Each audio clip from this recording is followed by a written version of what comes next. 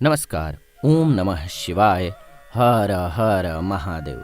आज के इस वीडियो में जानेंगे वृष राशि के 2024 का राशिफल। राहु लाभ के घर में है इस साल, यानी कि तीसरे, छठे और 11वें घर में जब राहु होते हैं तो वो बहुत ही लाभकारी होते हैं, अकस्मात धन का लाभ देते हैं। जी हाँ, और पढ़ाई में बहुत ज़्यादा ध्यान देने की ज़रूरत पड़ेगी आपको। वृष राशि के आप जातक हैं तो राहु आपके लाभ के घर में हैं और ये बहुत ही लाभदायक हैं आपके लिए। आपको धन का लाभ तो आकस्मिक होगा, वो चाहे बिजनेस की वजह से हो जाए, चाहे आपके कार्य की वजह से हो जाए। नौकरी में है तो उसमें तरक्की के रूप में हो जाए, लेकिन आपको लाभ जरूर होगा। इसके अलावा अगर आप स्टूडेंट हैं तो पढ़ाई में प्रॉब्लम हो सकती है, पढ़ाई में आपको थोड़ी दिक्कत आ सकती है, क्योंकि जहां पर धन का लाभ कराता है त्रिकोण का जो राहु है वो, वहीं पर आपको एक तरफ से नुकसान भी देता है। और नुकसान में पढ़ाई वाले जो बच्चे हैं अगर थोड़ी भी आलस्य करते हैं तो उनके परिणाम विपरीत हो जाते हैं। और वैसे भी ये साल जो है 2024 शनि का होने वाला है, क्योंकि 8 नंबर शनि को रिप्रेजेंट करता है और 2 + 2 + 4 = 8 होता है। और ये नंबर है शनि ग्रह का। शनि ग्रह जो है न्यायिक देवता हैं, न्याय करने वाले देवता हैं। तो शनि को आपको ठीक रखना होगा और आपको पूर्ण मेहनत करना होगा। जितनी भी सफलताएं आपको मिलने वाली हैं इस साल, वो आपके कार्मिक आधार पर मिलने वाली है, क्योंकि शनि जो हैं आपके कर्मों के फल जरूर देते हैं। आप अच्छे कर्म करेंगे, आपको अच्छे रिजल्ट देंगे। अगर आप काम चोरी करेंगे, आपको उसके परिणाम भी वो जरूर देंगे। खास करके इस साल वृष राशि के लोगों की बात करें तो दाम्पत्य जीवन में थोड़ी प्रॉब्लम रह सकती है, क्योंकि राहु जो है धन के घर में है, लाभ के घर में है, धन का लाभ कराने वाले हैं, लेकिन वहाँ का राहु साथ ही साथ टाइम नहीं देना अपने पार्टनर को, या फिर आपके पार्टनर के साथ ऐसा आर्गुमेंट हो जाना जिस समय पर शांत रहने की ज़रूरत है, चुप रहने की ज़रूरत है, लेकिन वो आर्गुमेंट ऐसा रूप ले लेगा जो कि नुकसान देगा और पेट की समस्या हो सकती है। जी हाँ, जो इस घर में बैठा हुआ राहु होता है वो पेट संबंधित बीमारी भी दे सकता है। तो इसीलिए आपको इस पर थोड़ा ध्यान देना होगा। अब आप सोच रहे होंगे कि आखिर ऐसी स्थिति में उपाय क्या करें। तो उपाय आपको ये करना है, साबुत उड़द, जी हाँ साबुत मतलब कि जो खड़ी होती है उड़द, उसको लेना है। शनिवार के दिन ऑयल मिला करके, उसमें थोड़ा ऑयल लगा करके और उसका दान करना है। जी हाँ, शनिवार के दिन आप शनि मंदिर जाइए और साबुत उड़द का दान कीजिए। शनि आपके सही रहेंगे तो इस साल आप मालामाल जरूर होंगे।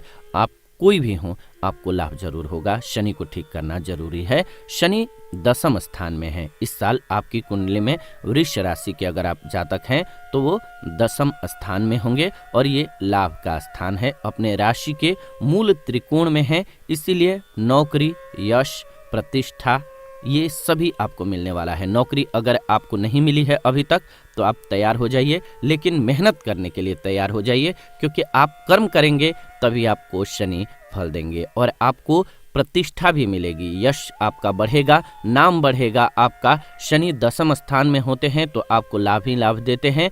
आपकी प्रतिष्ठा के साथ साथ राजा का सहयोग मिलता है आपको। जी हाँ, अगर आप चुनाव वगैरह लड़ते हैं या फिर किसी पॉलिटिकल पार्टी से जुड़े हुए हैं तो उसको भी लाभ पहुंचा सकते हैं और आपको भी वो पार्टी की तरफ से लाभ मिलने वाला है।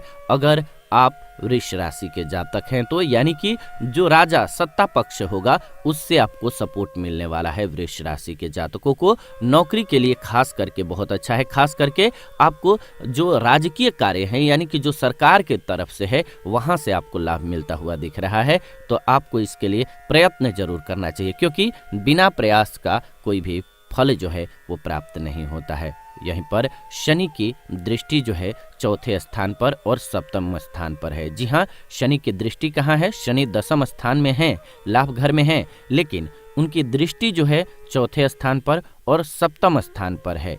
अब इस कारण से आपको समस्याएं भी होंगी। जी हाँ, जहाँ शनि आपको इतने लाभ दिलाएंगे वहीं पर प्रॉपर्टी का विवाद हो सकता है। अगर आप देखेंगे तो इस साल प्रॉपर्टी के लिए बहुत अच्छा भी है। हो सकता है कि आप घर भी खरीदें। बहुत सारे लोग जो हैं वो हो सकता है कि इस साल अपना नया घर खरीद सकते हैं या ज़मीन खरीद सकते हैं। प्रॉपर्टी का कारोबार करते हैं आप तो कारोबार इस साल अच्छा रहने वाला है। लेकिन प्रॉपर्टी के विवाद में आप पड़ सकते हैं। अगर आप वृष राशि के जातक हैं तो थोड़ी सावधान हो जाइए और बहुत ध्यान से ही प्रॉपर्टी का काम कीजिएगा। इसके अलावा पत्नी से वैमनस्य रह सकता है, लड़ाई रह सकता है, थोड़ी थोड़ी बात पर भी लड़ाई हो सकती है। तो इसीलिए इस साल आपको प्रण लेना पड़ेगा कि थोड़ी लड़ाई हो तो उस समय पर शांत रह जाएं।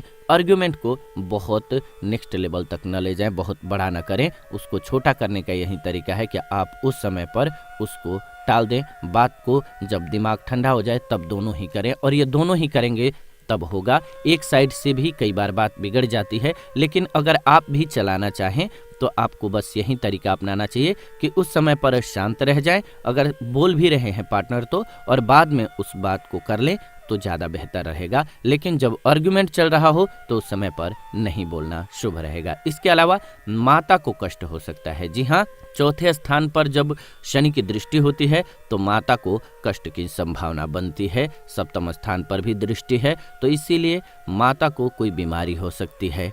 तो इसलिए उनको एक्सरसाइज वगैरह करने के लिए कहिए और ध्यान रखें अपने हेल्थ का, इस बात का ध्यान रखिए। बात करते हैं, विचार करते हैं बृहस्पति, क्योंकि ये बहुत ही मुख्य ग्रह हैं। तो 24 से 25 अप्रैल के बाद आपको लाभ देंगे बृहस्पति, क्योंकि उससे पहले वो 12वें स्थान में है। अभी वो 12वें स्थान में है। लाभ और नुकसान दोनों देते हैं। 12वें स्थान के जो बृहस्पति होते हैं वो कई बार आपको लाभ दिला देंगे तो कभी कभी आपको नुकसान भी दिला देंगे, यानी कि आपका मिला जुला समय चलेगा। लेकिन 24 से 25 अप्रैल के बाद ये लाभ के लिए आपके लिए बहुत फायदेमंद हो जाएंगे। शादी आपकी अगर नहीं हुई है तो आपको ये बृहस्पति शादी कराने में मदद करने वाले हैं, यानी कि 24 से 25 अप्रैल के बाद आपकी शादी के योग बन सकते हैं। अगर आप शादी की उम्र में हैं तो आपके लिए शादी के रिश्ते आ सकते हैं। अगर आपकी शादी किसी भी कारण से रुकी हुई थी तो शादी होने की संभावना रहेगी।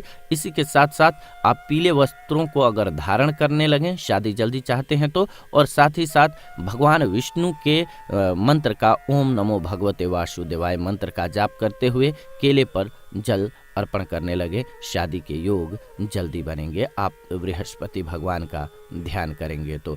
इसके अलावा पुत्र लाभ भी हो सकता है। जिनको बच्चा नहीं हो रहा है या जो बेबी प्लान करना चाहते हैं उनके लिए भी वृष राशि के जातकों के लिए बहुत अच्छा है कि आपको बेबी होने के चांसेज रहेंगे और आप सुखी जीवन इस साल यानी कि 2024 में गुजारेंगे। प्रगति के मार्ग खुलेंगे, आपका व्यापार अच्छा चल सकता है। नौकरी में है तो प्रगति का आपको मार्ग बनेगा, यानी कि प्रमोशन हो सकता है। और आपको यात्रा भी कुछ करनी पड़ सकती है और वो यात्रा लाभदायक होगी, चूँकि आपके बृहस्पति जो है वो 24 से 25 अप्रैल के बाद लाभदायक होने वाले हैं। इसके अलावा केतु पंचम स्थान में है। जी हाँ, और पंचम स्थान के केतु जो होते हैं वो आलस्य लाते हैं। तो ये ध्यान रखने वाली बात है आपको कि आलस्य नहीं करना है, नहीं तो शनि ग्रह का साल है। जैसे ही आप आलस्य करेंगे और दिनों में चल जाता होगा, लेकिन इस साल 2024 में अगर आप आलस्य करेंगे तो उसका परिणाम आपको भुगतना पड़ेगा, क्योंकि शनि किसी को बख्शते नहीं हैं, छोड़ते नहीं हैं। तो इस बात को ध्यान रखिएगा कि केतु जो है पंचम स्थान में है और साल है शनि देव का। तो आप केतु की वजह से क्या करेंगे? आलस्य करेंगे। आलस्य की वजह से क्या होगा? शनि आपको दंडित कर देंगे, यानी कि आपको उसका लाभ नहीं मिलेगा। आलस्य करेंगे तो कोई काम नहीं होगा और आपको लाभ नहीं होने वाला है। तो आपके मन को इतना मजबूत करना होगा। आलस्य आएगा वो स्वाभाविक रूप से आएगा, लेकिन आपको मन को मजबूत करके और काम पर जाना होगा, काम करना होगा, तो आपको लाभ होगा। और पेट की बीमारी से बचना है, यानी कि क्या करना है आपको, क्योंकि पंचम का केतु जो है वो पेट की बीमारी का कारक बन जाता है कई बार। तो आपको क्या करना है? सादा भोजन का कोशिश करना है। इस साल बहुत ज़्यादा आपको बाहर के भोजन से प्रेम नहीं रखना है, बचना है। चाहे आप बाहर जंक फूड का सेवन करते हो तो उसको कम कर लीजिएगा इस साल, नहीं तो आपको समस्या हो सकती है। अब बात कर लेते हैं हर महीने के हिसाब से, फिर बात करेंगे आपके धन, कैरियर और लव के संबंध में या परिवार के संबंध में कैसा रहने वाला है वृष राशि के लोगों के लिए 2024। सबसे पहले तो ये जान लीजिए कि 15 जनवरी के बाद आपका समय अच्छा क्योंकि सूर्य नवम स्थान में शत्रु राशि पर होंगे, लेकिन शत्रु राशि पर होते हुए भी आपको लाभ देने वाले हैं। जी हाँ, 15 जनवरी के बाद जो है सूर्य वो आपके नवम स्थान में होंगे और वहाँ पर शत्रु राशि है, लेकिन फिर भी वो आपके लिए लाभदायक है। आपके नौकरी के मार्ग खुलेंगे और आपका जीवन सुगम चलेगा, क्योंकि आपको नुकसान नहीं होने वाला है। और सूर्य जब अच्छे होते हैं तो आपको नाम और प्रतिष्ठा, पद भी मिलता है, लाभ भी मिलता है। इसके बाद 13 फरवरी के बाद सूर्य जो है वो 10वें स्थान में चले जाएंगे और 10वें स्थान में मूल त्रिकोण होता है। मूल त्रिकोण में होंगे तो आपको नौकरी दिलाएंगे, तरक्की दिलाएंगे। आपके कार्य में आप जो भी कार्य करते होंगे जिस लेवल का, उसमें आपको तरक्की नजर आएगी थोड़ी, और पिता से भी संबंध आपका अच्छा हो जाएगा और मित्रों से भी आपको लाभ मिलेगा। जी हाँ, क्योंकि ये कुटुंब का स्थान है और कुटुंब के स्थान में आपको बहुत लाभ दिलाने वाले हैं सूर्य देवता। इसके अलावा 14 मार्च आएगा। 14 मार्च में सूर्य जो है एकादश स्थान में चले जाएंगे और ये अचानक धन लाभ देगा। अचानक धन लाभ का होता है कि जैसे गिफ्ट मिल जाना कुछ, यानी कि कुछ ऐसा होगा जिसका आपने कल्पना नहीं किया है, जिसका आपने अनुमान नहीं लगाया है कि ये लाभ मुझे मिलने वाला है, वो लाभ हो सकता है। अचानक से आपको कहीं से धन मिल सकता है। कोई भी ऐसा कार्य होगा, आपको गिफ्ट के रूप में या किसी कार्य के रूप में लाभ मिल जाएगा, या कोई छोटा सा काम जो कि उम्मीद आपने नहीं किया होगा कि इतना लाभ देगा और करेंगे, उससे आपको बहुत बड़ा लाभ हो सकता है। इसके बाद 14 अप्रैल का समय आएगा। इस समय पर द्वादश भाव में आपके सूर्य चले जाएंगे। ये उच्च के होने के बाद भी आपको नुकसान देंगे। जी हाँ, वैसे तो सूर्य अप्रैल में 14 के बाद द्वादश भाव में जब जाएंगे तो उच्च के हैं, लेकिन नुकसान देंगे। इस समय पर आपको सावधान होने की ज़रूरत है। आपको लेन देन करने से बचना है। किसी को पैसा देंगे वो आपको वापस नहीं मिलेगा, कर्जा चढ़ जाएगा, तो इसीलिए आपको इससे बचना बहुत ज़रूरी है। खास करके अगर आप किसी बिजनेस में या कहीं पर इन्वेस्ट करने के बारे में सोच रहे हैं तो सावधान हो जाइए। आपको इन्वेस्ट नहीं करना है। कितने के बाद? 14 अप्रैल के बाद आपको बचना है। कब तक? तो 15 मई तक। उससे बीच में जो समय है, इस बीच में आपको इन्वेस्टमेंट करना ही नहीं है। इन्वेस्टमेंट करेंगे तो आपको नुकसान के लिए तैयार भी रहना होगा। अगर आपने किसी को उधार दे दिया तो ये भी तैयार रहिए कि आपका पैसा वापस नहीं मिलने वाला है। जी हाँ, तो 14 अप्रैल के बाद नोट कर लीजिए कि आपको उधार नहीं देना है, लेन देन करने से बचना है। उधार लेना भी नहीं है। उधार लेंगे भी तो उसको चुकाने में बहुत दिक्कत होगी, आपको चुका नहीं पाएंगे। वैसे तो उधार के लिए एक और बात है कि ऋण कभी भी आपको मंगलवार के दिन जो है वो देना है तो दे सकते हैं, वो जल्दी वापस मिल जाएगा। लेकिन बुधवार को अगर आपने ऋण दिया किसी को तो वो पैसा आपका वापस नहीं मिलेगा, आप ही माफ़ कर देंगे। लड़ाई भी नहीं करेंगे, कहेंगे जाने दो, और क्योंकि वो जिसको देंगे वो आपको वापस जल्दी देगा नहीं, तो इसलिए बुधवार के दिन ऋण आपको किसी को नहीं देना चाहिए। लेकिन आपको तो 14 अप्रैल के बाद से 15 मई के बीच में किसी को भी ऋण देना नहीं है, लेन देन से बचना है।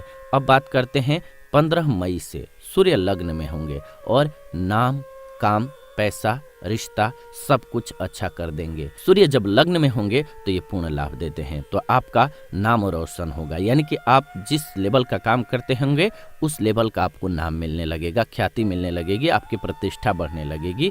इसके अलावा काम भी मिलेगा। अगर आपको काम नहीं मिल रहा था अब तक तो काम मिलेगा, पैसा आएगा। काम मिलेगा तो पैसा आएगा, आपके पैसे आएंगे तो रिश्ते भी अच्छे होंगे। क्योंकि रिश्तों का वैसे तो वास्तविक जो रिश्ते हैं उनका पैसों से बहुत ज़्यादा लेना देना नहीं है, लेना देना है पर बहुत ज़्यादा लेना देना नहीं है। लेकिन अभी के हाल में पैसों के बिना रिश्ते भी खत्म हो जाते हैं, तो आपके रिश्ते भी अच्छे होंगे क्योंकि आपकी इनकम अच्छी होने वाली है उस समय पर। लेकिन आपको कहाँ पर ध्यान रखना है, साथ साथ नुकसान क्या आएगा कि आपका स्वभाव गर्म हो सकता है, आप छोटी छोटी बात पर गुस्से में हो सकते हैं। इससे आपको बचना होगा, नहीं तो ये सारे लाभ जो है कट जाएंगे, आपके नुकसान में तब्दील हो जाएंगे। तो 15 मई के बाद आपको गुस्से पर बस काबू रखना है। आपका काम स्वतः ही बनता चला जाएगा, आपको लाभ होता जाएगा। आपको गर्मी नहीं दिखानी है, गुस्सा नहीं होना है। और जब भी ऐसी स्थिति बने कि कोई गुस्सा दिला रहा है तो उस समय पर शांत रह के वहाँ से हट जाना है, उस बात को टाल देना है, बाद में करना है। बस इतना सा ध्यान रख लेंगे, आपको लाभ होगा। इसके बाद 15 जून के बाद द्वितीय भाव में चले जाएंगे। सूर्य जो है वो धन का घर होता है, कुटुंब का घर होता है, ये लाभ देगा आपको, यानी कि धन का भी आपको लाभ देने वाला है और कुटुंब यानी कि आपके जो मित्र हैं, आपके माता पिता, भाई बंधु हैं, सबसे आपको सहयोग मिलेगा और लाभ मिलेगा द्वितीय घर में जब आपके सूर्य होंगे 15 जून के बाद। और 17 जुलाई से तृतीय स्थान में चले जाएंगे। ये पराक्रम बढ़ाएगा, यानी कि आपका पराक्रम बढ़ेगा, आप बहुत ही पराक्रमी ढंग से कार्य को करेंगे, यानी कि आप लगन के साथ, जोश के साथ काम करेंगे और वो आपके लिए फायदेमंद होगा, वो आपको विजय दिलाएगा जब आप पराक्रम के साथ कार्य करेंगे तो। और मित्र से भी सहयोग मिलने वाला है, भाई से भी आपको लाभ मिलने वाला है और पिता का पूर्ण हाथ होगा आपके सर के ऊपर जब 17 जुलाई के बाद तृतीय स्थान पर सूर्य होंगे तो। और इस समय पर आपको विशेष लाभ उठाना चाहिए। 17 अगस्त चतुर्थ भाव में चले जाएंगे सूर्य। चिंता आपको थोड़ी सी सताएगी लेकिन लाभ भी होगा। जमीन ले सकते हैं, जमीन खरीद सकते हैं। 17 अगस्त के बाद आपके जमीन खरीदने के लिए सबसे सही, अगर आपको इस साल जमीन खरीदना है या आपको अपना घर खरीदना है या वाहन खरीदना है, कोई चाहते हैं कि आपके घर वाहन आए, तो आप 17 अगस्त के बाद प्लान कर लीजिए, आपके लिए अच्छा रहेगा। नाम भी मिलेगा और आपको जमीन और वाहन भी मिलेगा। नहीं तो पहले मैंने बताया था कि विवाद में फंस सकते हैं, तो उस समय पर आपको जमीन का कारोबार नहीं करना है। 17 अगस्त के बाद करेंगे तो आपके लिए लाभदायक रहेगा। इसके बाद 17 सितंबर का समय संतान के लिए बहुत अच्छा रहेगा। आपको अगर अब तक संतान नहीं हुई है तो इस समय पर बेबी प्लान कर सकते हैं, आपके लिए अच्छा रहेगा। स्टूडेंट्स को थोड़ा क्रोध से बचना होगा। अगर स्टूडेंट्स को क्रोध आता है बहुत तो उनको लाभ नहीं मिलेगा, लेकिन अगर क्रोध पर काबू करते हैं तो वो लाभ पा सकते हैं। इसके बाद 17 अक्टूबर का समय छठे भाव में होंगे सूर्य और ये रोग और कर्ज का नाश करने वाले हैं। जी हाँ, छठे भाव में जब सूर्य होंगे तो रोगों का नाश करेंगे और कर्जे का नाश कर देंगे। अगर आपका कर्ज वगैरह है तो उतर जाएगा, लेकिन आपको उपाय भी हम बताएंगे कि क्या करना है। लेकिन उससे पहले समझ लेते हैं 16 दिसंबर के बाद कैसा समय रहेगा। तो वर्ष के अंत तक आपके सूर्य जो है वहीं पर रहने वाले हैं और यहाँ पर आपको ये लाभ तो देंगे, लेकिन उसके बाद सप्तम भाव में मित्र राशि के अंदर ये आपको चले जाएंगे, लेकिन नुकसान उठाने पड़ेंगे इस समय पर। क्या और सब लाभ तो आपको होंगे, लेकिन इस समय पर आपको रिश्तों को संभालना बहुत जरूरी होगा। जी हाँ, 16 दिसंबर के बाद आपके रिश्ते पर आपको बहुत ज़्यादा ध्यान देना पड़ेगा, नहीं तो आपके रिश्ते जो हैं वो खराब होने की संभावना बढ़ती जाएगी। क्योंकि जब भी सप्तम भाव में सूर्य होंगे तो आप में एग्रेशन ज़्यादा आएगा, गुस्सा ज़्यादा आएगा, और गुस्से में अगर आपने पार्टनर के साथ मिसबिहेव किया तो आप स्वाभाविक रूप से जानते हैं कि रिश्ते टूटेंगे। तो इस साल जो संभालने की चीज़ है आपके लिए वो है आपका क्रोध। आपको गुस्सा नहीं करना है, गुस्सा करेंगे तो आपका नुकसान होगा। और समझने की जो चीज़ है वो है लाभ उठाने का समय है। कर्म जो है प्रधान है इस साल, काम करने के लिए तैयार हो जाइए, आपको लाभ मिलना फिक्स है। यानी कि अगर आप वृष राशि के जातक हैं तो 2024 के राशिफल के अनुसार आपको लाभ होने वाला है। उपाय क्या करें?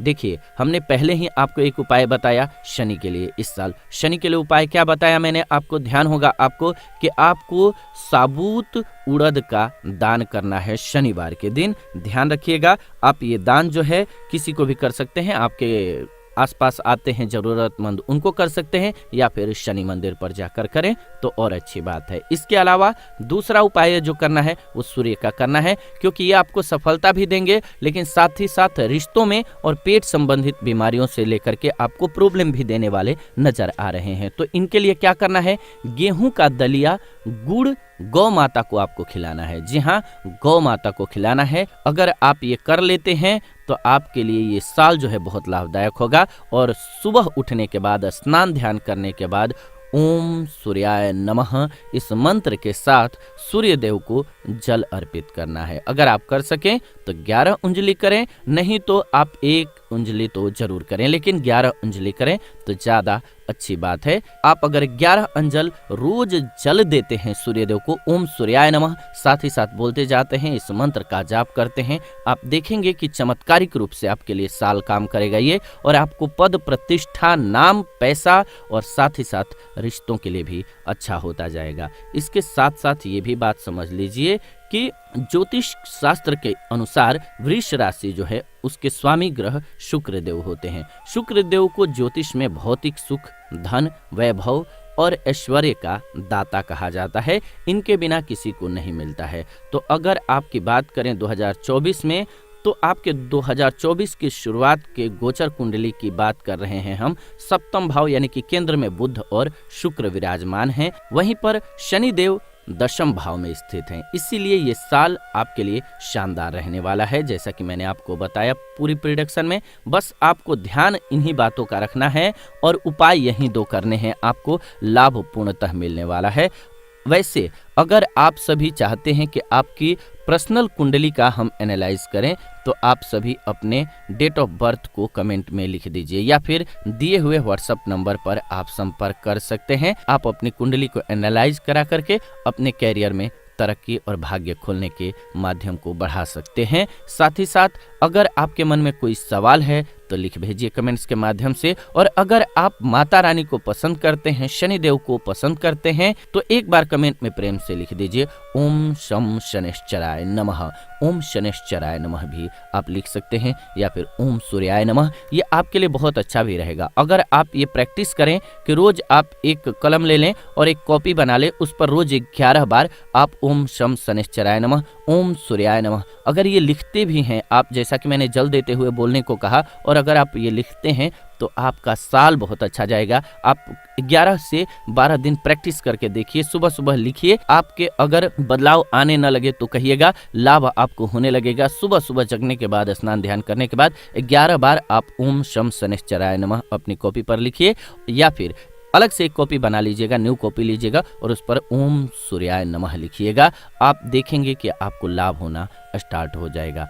ये सबसे सरल उपाय है। मन और आत्मा को शांत करते, चित्त को शांत करके आपको ये काम सुबह सुबह करना है, आपके लिए लाभदायक रहेगा। फिलहाल शुरुआत अभी से कीजिए, कमेंट में लिखिए ओम शनिश्चराय नमः और उम्मीद करते हैं कि वीडियो आपको पसंद आई होगी। ऐसी ही नई वीडियो, नई जानकारी वाली वीडियो के लिए आप सभी चैनल को सब्सक्राइब कर लीजिए, बेल नोटिफिकेशन को ऑन कर लीजिए ताकि नई वीडियो जब भी लाएं नोटिफिकेशन आपको सबसे पहले मिले। हमारे दिए हुए नंबर पर आप अपनी सहयोग राशि भी दे सकते हैं, जो भी आपकी इच्छा हो हार्दिक रूप से वो कर सकते हैं। फोन पे, पेटीएम, जो भी आपकी इच्छा हो सहयोग राशि प्रदान कर सकते हैं। और आप कंसल्ट कर सकते हैं, आपके घर में गृह दोष हो, वास्तु का दोष हो या फिर आपको कोई कर्मकांड कराना हो यानी कि पूजा पाठ कराना हो, जाप कराना हो, तो आप संपर्क कर सकते हैं दिए हुए नंबर पर। हम आप सभी की मदद जरूर करेंगे। फिलहाल इस वीडियो से विदा लेते हैं, जुड़ेंगे नई वीडियो में नई जानकारी के साथ। मिलते हैं आपसे नई वीडियो में, तब तक आप सभी खुश रहें,